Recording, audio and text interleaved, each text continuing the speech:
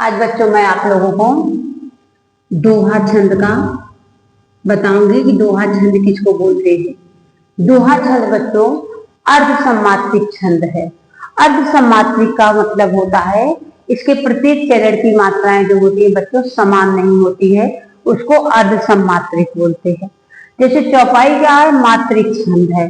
मात्रिक का मतलब होता है उसकी जो मात्राएं होती हैं प्रत्येक चरण में समान होती है। और दोहा में बच्चों दोहा अर्ध सम्मात्रिक छंद है।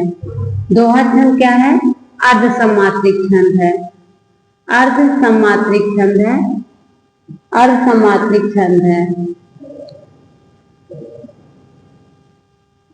क्योंकि इसके प्रत्येक चरण की मात्राएं बच्चों बराबर नहीं होती हैं, इसलिए इसको अर्ध सम्मात्रिक छंद कहा जाता है। दोहा में 4 चरण होते हैं। दोहा में 4 चरण होते हैं। 4 चरण होते हैं।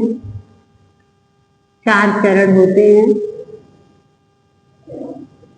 पहले और तीसरे चरण में, पहले और तीसरे चरण में, पहले और तीसरे चरण में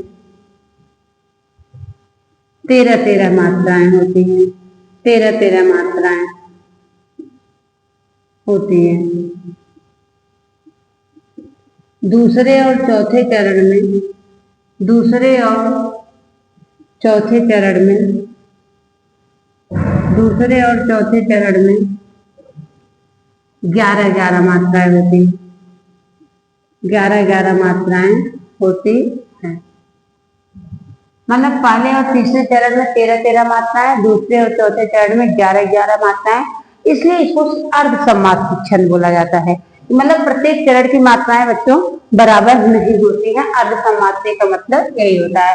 जैसा हमने चौपाई में देखा, पढ़ा, समझा कि इसका मात्रिक इसलिए है क्योंकि इसमें बराबर होती हैं, बट इसमें चरण तो 4 होते हैं, बट इसकी मात्राएं सेम नहीं होती है। जैसे एग्जाम्पल में उदाहरण आप कोई भी डाल सकते हो।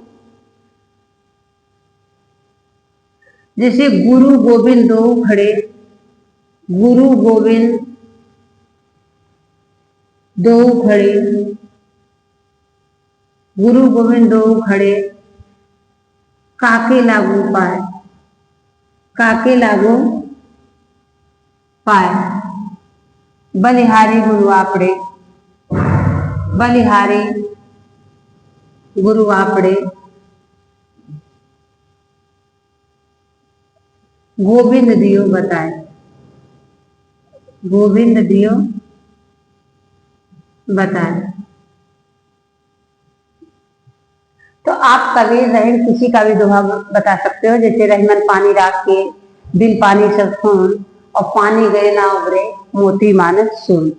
ऐसी बाड़ी बोलिए मन का आपा खोए, औरन को शीतल करो आपो शीतल हुए। उदाहरण बच्चों कोई भी रहेगा, सिर्फ आपको ध्यान इतना देना है कि अर्ध सम्मात्रिक छंद है। अर्ध सम्मात्रिक का मतलब बच्चों यही होता है कि इसके प्रत्येक चरण की मात्राएं बराबर नहीं होती है। आपको जैसे दिख रहा होगा, पहले और तीसरे चरण में 13-13 मात्राएं होती हैं, दूसरे और चौथे चरण में 11-11 मात्राएं होती हैं। इसको याद करने का ट्रिक ये है कि पहला और तीसरा इक्वल क्या हो गया बच्चों 13। मतलब एक याद करने का ट्रिक है। मतलब पहले और तीसरे में तो आप लोग पहला नंबर तीसरा तो दोनों को इक्वल कर देंगे, कितना हो जाएगा 13। तो पहले और तीसरे में कितना होता है? पहले और तीसरे में 13, पहले और तीसरे में 13, तीसरे में कितनी मात्राएं होती है? 13 मात्राएं होती है। क्योंकि क्या है, सोरठा जो है इसका सेम अपोजिट है। सोरठा में क्या होता है, पहले और तीसरे में 11 मात्राएं होती हैं, दूसरे और चौथे में 13। इसलिए बच्चों को अधिकांश क्या हो जाता है, गलत लिख देते हैं। इसलिए इसका याद करने का ट्रिक है, पहला और तीसरा में 13, तो 1 और 3 इक्वल क्या हो जाएगा 13। तो मतलब कि पहले और तीसरे में 13 मात्राएं, दूसरे और चौथे चरण में बच्चों 11 मात्राएं होती हैं। और दोहा में आप एग्जाम्पल कोई भी डाल सकते हो, रहीम का, कबीर का, जैसा हमने आपको बताया। ऐसी बाड़ी बोलिए मन का आपा खोए, और उनको शीतल करे आपो शीतल होए। गुरु गोविंद दो खड़े काके लागू पाए, बलिहारी गुरु आपड़े गोविंद दियो बताए। आपको मात्रा को ऐसा करना नहीं आता हो तो मैंने ऐसे बता, जैसे गुरु है छोटा सिंगल मात्रा है, सिंगल मात्रा है, यहाँ पे ऐसे डबल मारता है, तो ये आपको ऐसे करने को आता नहीं है, सिर्फ डेफिनेशन एंड उदाहरण आपको आता है। तो बच्चों ये आपका दोहा का है, तो मैं भी आपको सोरठा का बता रही हूँ। सोरठा में क्या होता है कि सोरठा भी अर्धसमात्रिक छंद है। सोरठा अर्धसमात्रिक छंद है, अर्धसमात्रिक छंद। अर्धसमात्रिक का मतलब आप समझ लिए होंगे, अर्धसमात्रिक छंद है। इसका मतलब यही होता है कि मतलब इससे प्रत्येक चरण की मात्राएं जो होती है बच्चों बराबर नहीं होती हैं, इसलिए जो है इसको बोला गया है अर्धसमात्रिक छंद।